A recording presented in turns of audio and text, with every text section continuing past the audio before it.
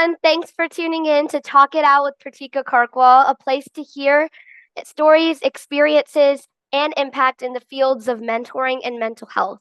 These two are one of the most important causes for today's youth. I'm your host, Pratika Karkwal, a current high schooler who is a passionate advocate for these causes and is here to provide you with a place to hear and learn from the inspiring experiences of our guests. We have here with us today Dr. Emma Seppala, a Yale faculty director of the Yale School of Management's Women Leadership Program, the author of the Happiness Track, frequent contributor to renowned academic sources like Harvard Business Review, Washington Post, and Psychology Today. And Professor Seppala's work has been published in top media platforms, including New York Times, ABC News, CBS News, and Washington Post. She has conducted impactful research on yoga techniques for military veterans to implement, and her work was highlighted in the documentaries Free the Mind, The Altruism Revolution, and What You Do Matters. And wait, it's not over yet. Over the years, Dr. Seppala has received many research grants and service awards like James W. Leone's Award from Stanford University because she founded Stanford's first academic class that is based on psychology of happiness and has launched well-being programs for Stanford students. Wow, Dr. Seppala, you're such a pioneer and champion for positive change in the field of happiness, emotional intelligence, and social connection. Thank you so much for joining us today. We're excited to dive deeper into mental health and well-being. So, Doctor, I'm curious, what got you truly invested in not just studying the science of happiness, emotional intelligence, and social connection, but also spreading that message to the larger community with your TED Talks, YouTube videos, and other platforms? Basically, what's your story with spreading this message? Well, so I grew up in France, where people have everything. They have like free healthcare and like they have amazing food, incredible culture. They have so much vacation time, like every Catholic holiday, plus their couple months vacation, summer, plus so much that they have to be grateful for. And yet growing up there was sort of a lot of grumpiness and a sense of gloom and doom and negativity in Paris, anyway, where I grew up. And so it was, you kind of grew up thinking, I guess everything's going to hell in a handbasket all the time. That's kind of what you think. And then I came to the US and I saw that people here, they don't have time for that. No time for complaints. Like it's much more positive, and I really appreciated that. But then what I saw in the US is that people work so hard, they work until they burn themselves out. And there's like an unhappiness there, a sense of I am what I do. And it's destructive. And then I lived in China after college for a couple of years. Well, first of all, I was in college and I kept thinking, okay, what is this? What is happiness? What is well-being? And then I'm in college and I was at Yale where, there's such a myth around it. Like it's such a, elite place. But to me, it just felt like we're learning all this stuff, but nobody ever talks about what it means to be happy. Nobody talks about human values, nothing. It's just about being the best and achieving the best and all of the great academic stuff you can learn for sure. But I thought, this is so strange. Like we're not getting an education on how to live life, anywhere, not in high school, not in college. So anyway, then I lived in China for a couple of years after college.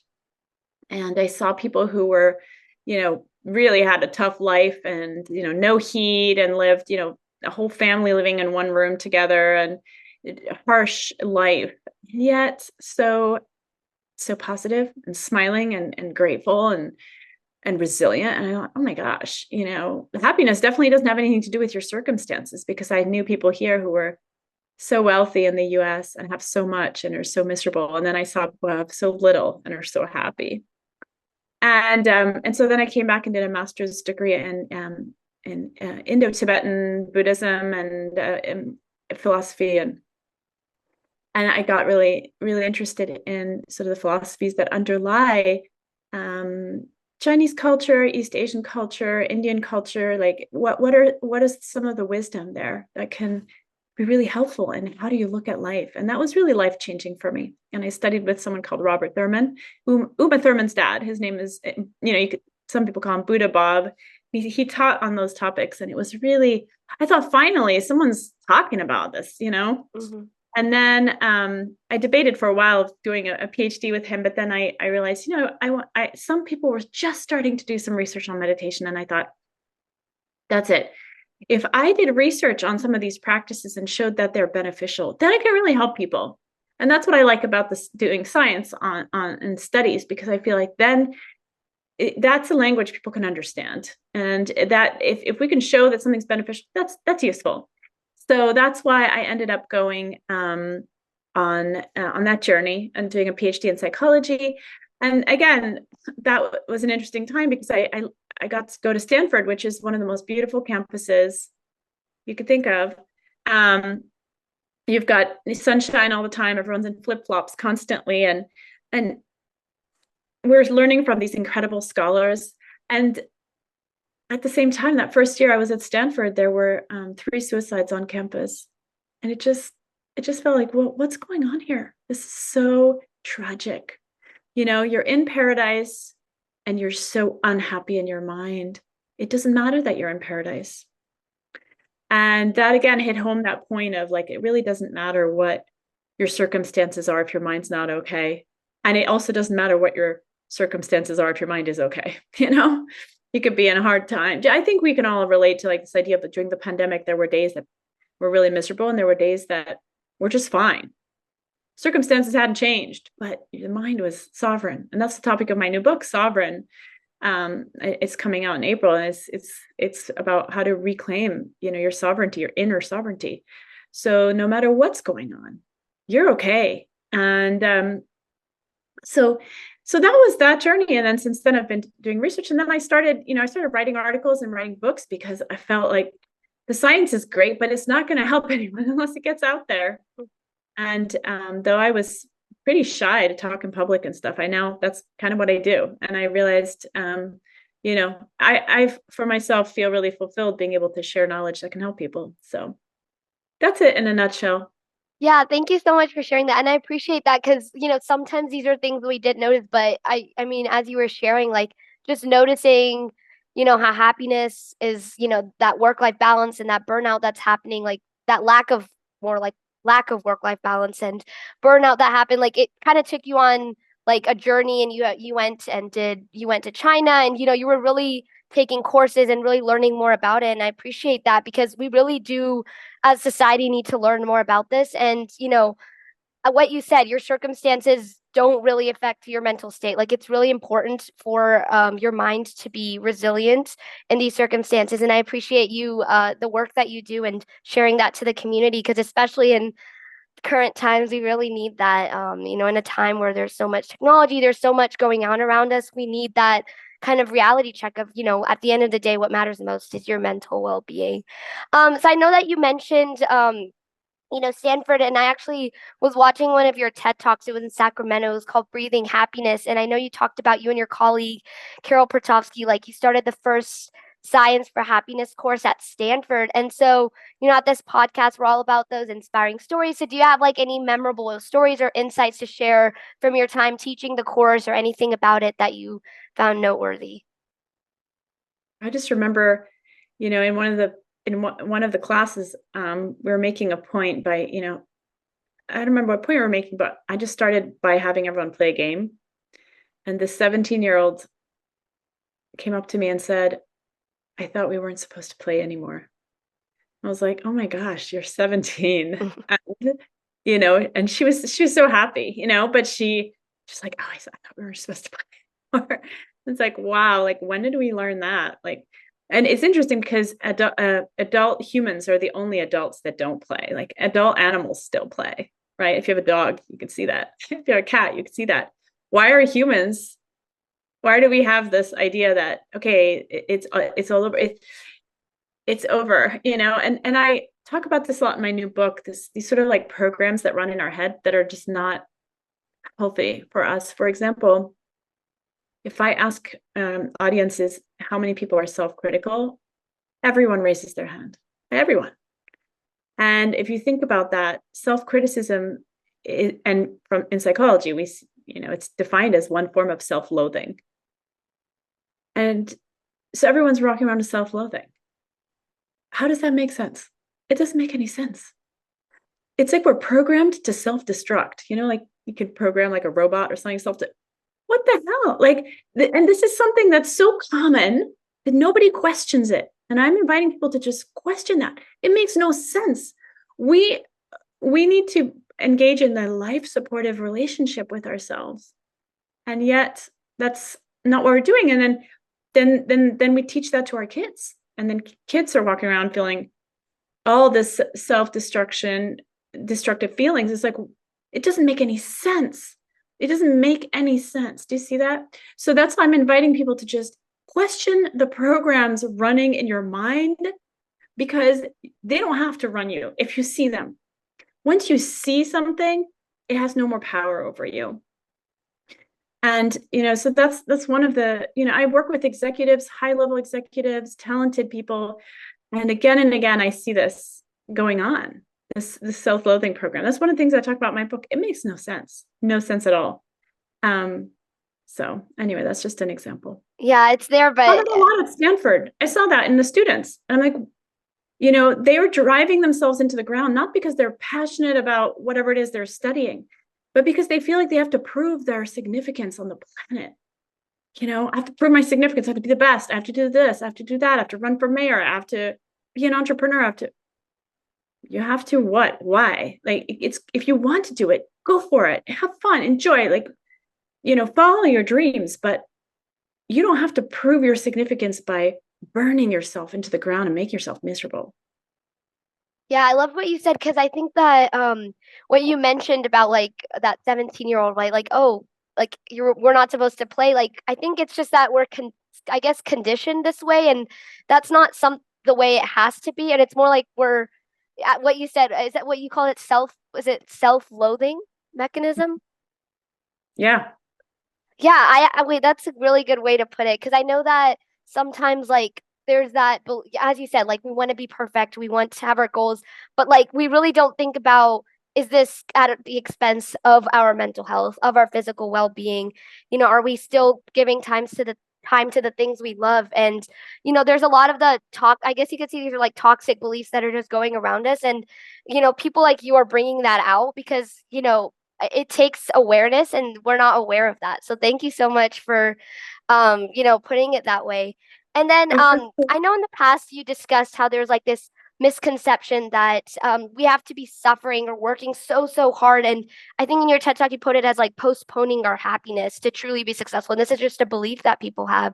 And this is, a thought process that maybe many of our listeners can relate to. So Dr. Seppala, can you explain a little bit more about what this belief is and how I guess we can work against this toxic belief that, to be successful, postpone your happiness? I know I loved how you put that in one of your speeches. So. Yeah. Well, there is that sense, right? That in order to be successful, you need to be stressed. And that's just, it's another program.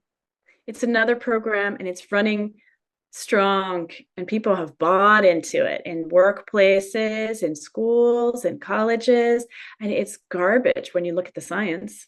The science shows that if you get better care of yourself and you're in a higher state of well-being, if you're rested, you've taken care of yourself, if you're kind to yourself, you're going to be more productive, you're going to be more focused, you're going to be more emotionally intelligent, you're going to make better decisions, and you're going to be more innovative and creative.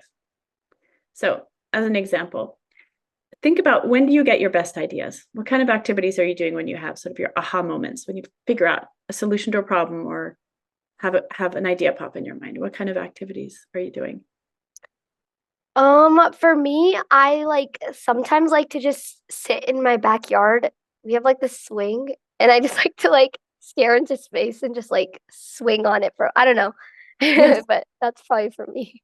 No, I mean, that's a perfect example. It's a perfect example. And people will say things like that. They'll say things like being in the shower, taking a walk, right when you wake up, right when you go to sleep. What's the commonality with all those moments? Or when you're on the swing in your backyard, your mind goes into this alpha wave mode, which is, it's not highly focused. It's not passing out and going to sleep. It's like right that in between space. You're not productive, right? Not focused on your phone, not focused on anything. That's when your brain is in active problem solving mode. It's when it's receptive to new ideas, to innovations. And so it's just one example of when you take care of yourself, as opposed to, I've always got to be doing something, and then I got to be consuming media, and then I got to be on my gadgets and my whatever. You're robbing yourself of your innovative genius that you have a right to, that it's your birthright. And when you look at kids scrolling, babies, 3-year-olds, 5-year-olds, constantly on their devices, being robbed of their innate creative genius. Like any child is a creative genius. My kids are constantly pulling the cardboard out of our recycling and building robots and spaceships, and we all have that ability, but we're programmed into this belief system that we have to always be productive, always be stressed, and also we get addicted to being busy. It's an addiction. And stress, by the way, is an addiction too, because it pumps adrenaline in your system. It gives you a high. That's why people love caffeine so much. It gives you a high. It gives you this stress buzz, and it's destructive. And that's the reason that people are so exhausted after a while. I mean, at your age, you're probably not feeling it yet, but at a certain age, there's that exhaustion in the afternoon, inability to sleep at night. All of that has to do with that addiction to stress, which is it's an adrenaline addiction. And so it leads to burnout. So it makes no sense.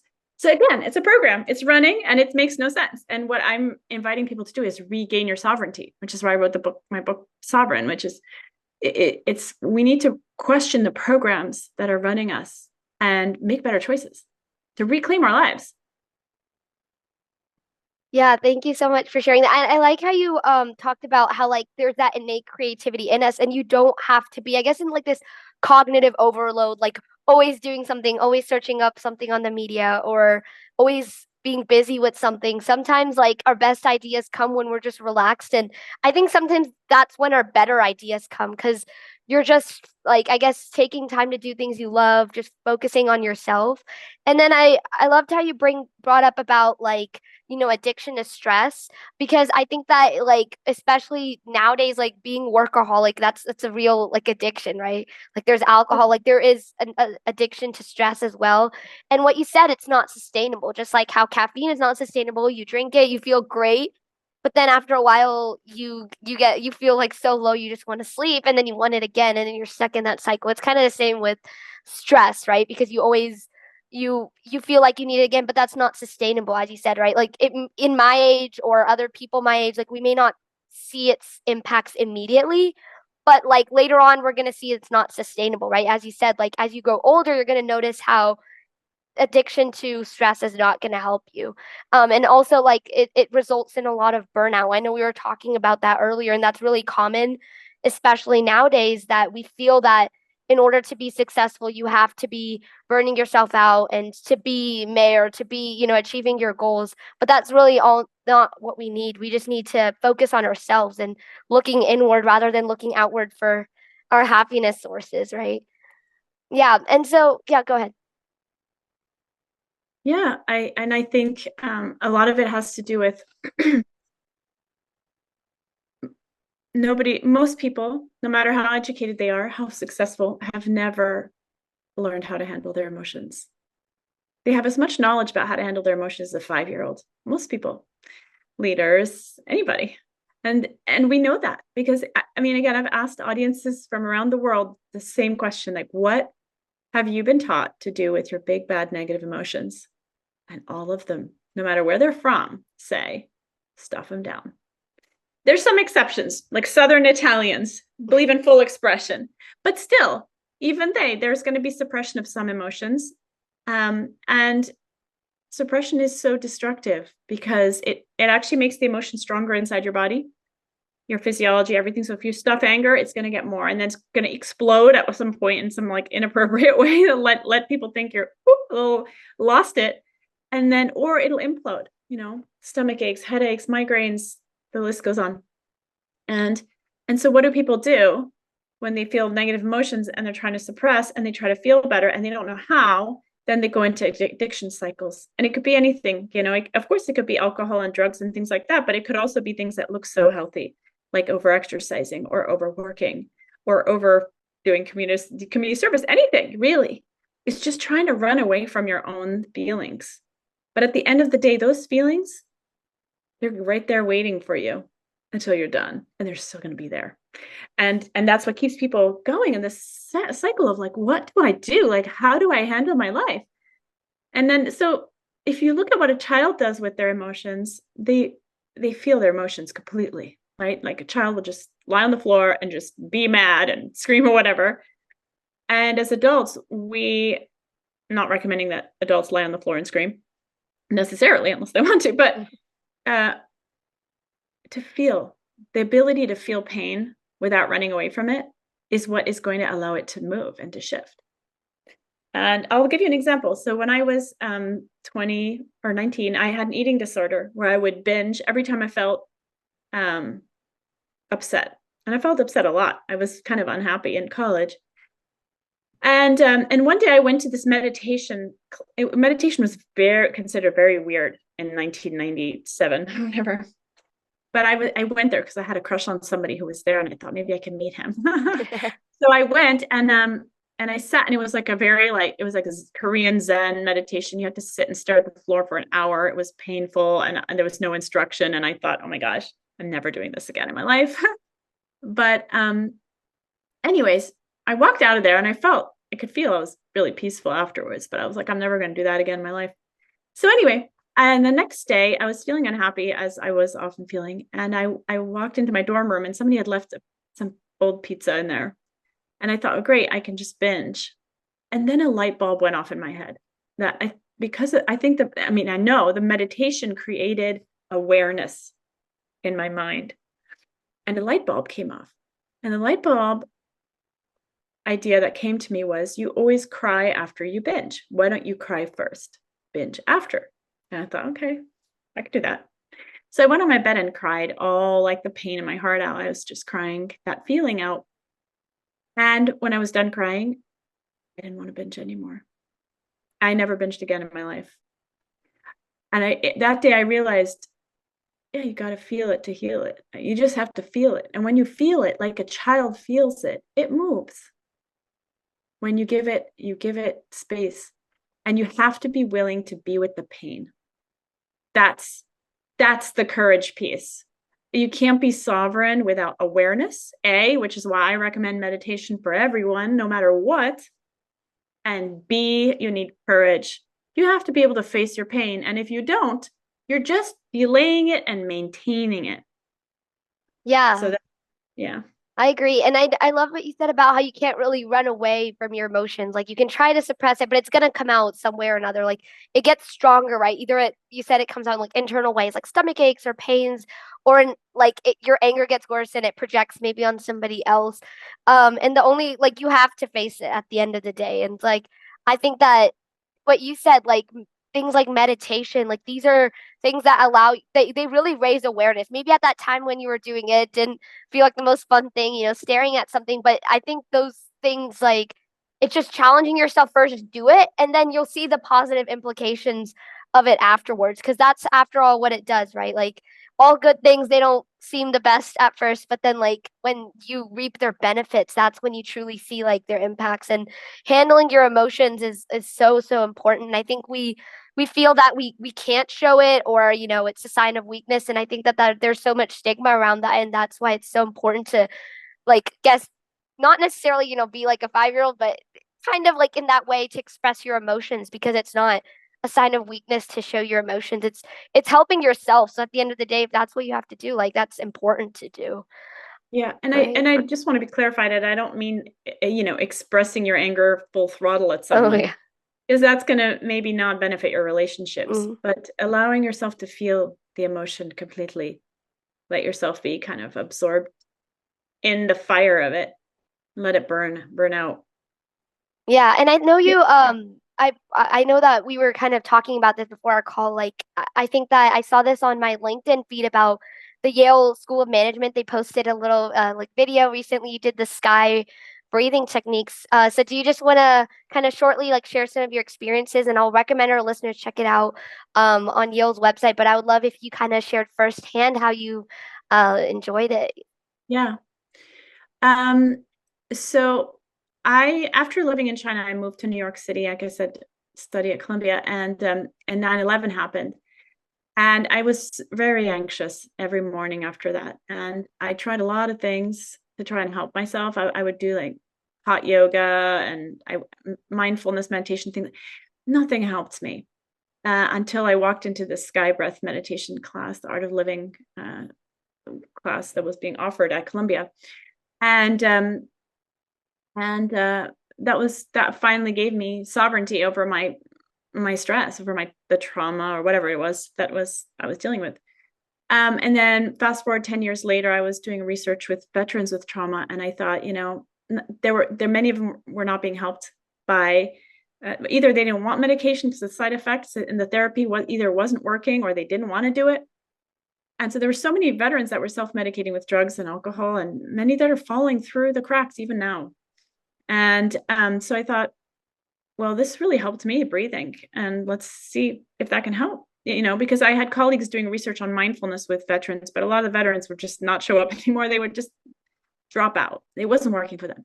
So, and that makes sense, because when you're very anxious and you sit in a meditation where you're supposed to observe your thoughts, your feelings, it can be very overwhelming when your anxiety is very, very high. So we ran a study then, and we showed that the veterans in the group that learned the sky breathing, their anxiety normalized compared to the control group, and it was still normalized a month and a year later, suggesting sort of permanent improvement, which was amazing. And then we ran a more recent study with more veterans, both men and women, showing that the sky breathing is either the same or at least the same as the gold standard therapy that is offered for veterans with trauma, which is great. For so many people don't want to do therapy, don't want to talk about their trauma. So here, all they have to do is breathe. And then I've also done research with the sky breathing with Yale undergraduates who are themselves quite stressed, and their mental health issues increase a lot during the semester. And we saw that of all the different well-being interventions that we tested, the sky breathing was the most impactful by far, in terms of benefiting the students. So I myself practice it every single day, and have now since 9/11, so about 20 years. Yeah, it is. It's really nice to do. I think that I've also been a part of Art of Living since I was 7 or 8, maybe 9, but yeah, like around that age. And it's a really wonderful organization, and I love, like, I think doing meditation, like it helps with a lot. Just as youth, I think that we have so many, we're in our developmental age, and I think that just in terms of, there's academic pressures, but also just social pressures. And in general, I think that having breathing in a part of your life is very important. And so I appreciate you sharing that. And so, like, I know that we were just speaking about youth, and I just recently, obviously, the youth mental health crisis is really just at epidemic levels. And, I notice a lot of youth, we have insecurities like, am I doing enough? Am I doing better than the person next to me? Will I get into the college of my dreams? Like, what can I do to get straight A's? Will my parents be happy with me? There's so many insecurities that are just constantly going on. So I was just wondering, what do you think are some habits or some mindset we can adopt in order to stay happy or just manage stress on a day-to-day basis? Yeah. So like we already talked, about the benefits of the sky breath meditation generally. There are some other things that research shows can really benefit mental health. And one is natural environments. Like, go out and be in nature as much as you can. If you can do it daily, great. If you can do it weekly, great. If you can do it monthly, great. Like, just do it.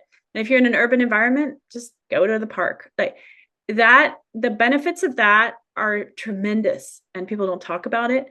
And there's so much research on it. And don't be on your phone when you're there. Just be with nature. It is so impactful for anxiety, depression, well-being. It even improves creativity by 50%. I mean, it's amazing. It improves our ability to relate to others in a more positive way. It has social repercussions, even though it's something you would be doing alone. It's really amazing. So, and if you don't have much access to natural environments, having plants in your house makes a difference.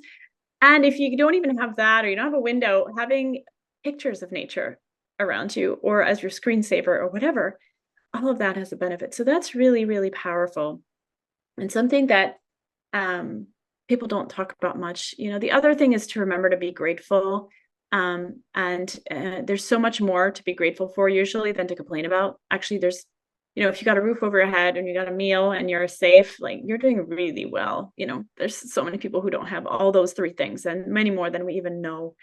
If you're living in a relatively free country where you have freedom of movement, if you're a woman, you have more freedoms. I mean, this is all so amazing, right? So we forget. It's so easy to forget, unless you get dropped into a different setting, different country where there's a whole different set of norms. You don't realize, but we're so lucky. And that gratitude, research shows, has tremendous benefits in increasing our well-being, even our sleep. And then the final thing I would say is, your relationship with yourself, as we sort of started our conversation that way. How do you relate to yourself? Do you relate to yourself as your enemy, or do you relate yourself as your best friend? If you relate to yourself as your enemy, as an enemy, it makes, again, no logical sense. And it's just a program. And I'm inviting you to deprogram that, because you wouldn't want your enemy in the same room with you, or a terrorist in the same room with you. But if you got one living in your head, it makes no sense. And so how do you change that? How do you deprogram it? How do you develop self-compassion and kindness? I think it starts with, instead of always asking yourself, am I good enough? Asking yourself, what do I need? What do I need right now? So if you're feeling stressed because of all the pressures, what do I need right now? Do I need to just go to my computer and work harder? Or do I need to go and post something on Instagram and try to get likes? Or what am I supposed to do? What do I need? No, ask, what do I need? Oh, maybe I need to curl up under a blanket with my pet, or like, maybe I need to take a nap. Maybe I need to just do something fun, like go on the swing, Yeah. and as you start to uh, train yourself to think on what you need and meet those needs, you're developing a nurturing relationship with yourself. So it starts with that very practical question, and then fulfilling it. What do I need? Do I need to be eating junk food right now? Or should I go eat something healthy? Yeah, I love that. And what you said about natural environments, it's such like a simple, implementable thing to do. But I think that sometimes we still don't do it as often. And that's so important, that it's just those little things in life that at the end of the day give us more happiness than any of the other things we do, like, technology or anything. And so the three main things: gratefulness, self-love, and then just being one with nature. And I love that. And it's so, relatable. It's something we all can try to do. And I encourage our listeners to do that as well. So thank you so much, Dr. Seppala. So that wraps up today's very insightful session with Dr. Emma Seppala. We really needed that wisdom, doctor, because in today's world, we just need someone to remind us how important mental health is, because you know what, health is wealth. And we're grateful for the time you gave to us today and the work that you do. And I appreciate and love it so much because, as I said, we really need it, and we need wonderful people like you to be champions for positive change. Thank you so much. For our listeners, have a great rest of your day. Don't forget to subscribe to Talk It Out with Pratika Karkwal for more content like this. And feel free to share your topic requests, and we'll see you next time. Thank you so much, Dr. Seppala. Thank you.